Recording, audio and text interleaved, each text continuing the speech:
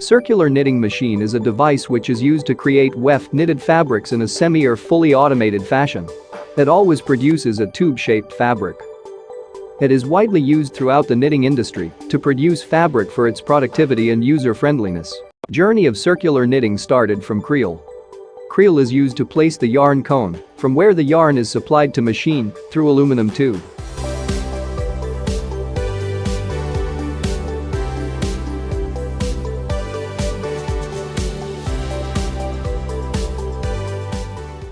From cone yarn go through the aluminum tube to positive feeder. Positive feeder is device which supply required amount of yarn to the needle with proper tension.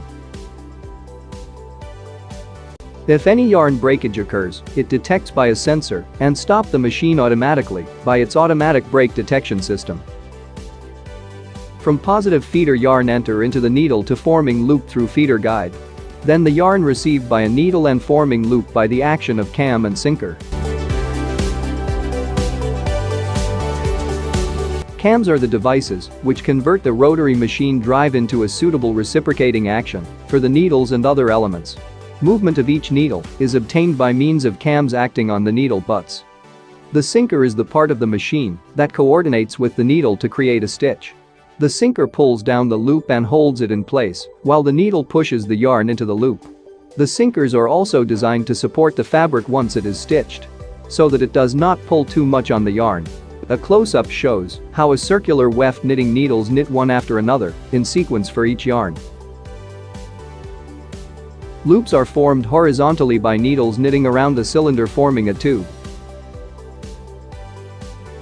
After yarn knit on the knitting elements, the knitted fabric is passed over a spreader mechanism through take-up roll and is wound into a roll. This elliptical spreader distributes the take-up tension uniformly and enables the fabric to conform to a flat tube. And finally cut the roll of fabric and sent it to inspection machine to detect any fault in the fabric.